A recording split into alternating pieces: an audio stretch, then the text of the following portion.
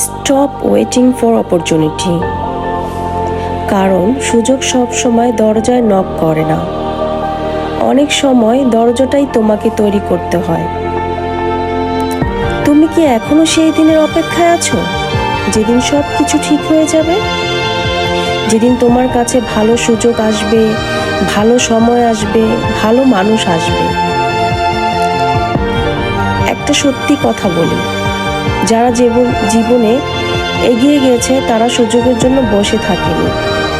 তারা ছোট ছোট পদক্ষেপ নিতে শুরু করেছিল, এমনকি যখন তাদের কাছে কোনো গ্যারান্টি ছিল না।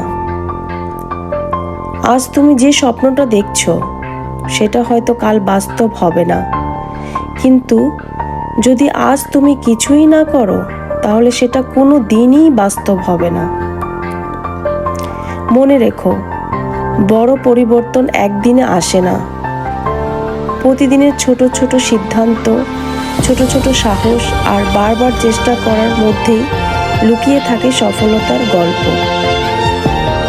হয়তো আজ তোমার কাজ কেউ দেখছে না, হয়তো তোমার চেষ্টা কেউ প্রশংসা করছে না, কিন্তু বীজ যখন মাটির নিচে থাকে তখনও সে বেড়ে ওঠে।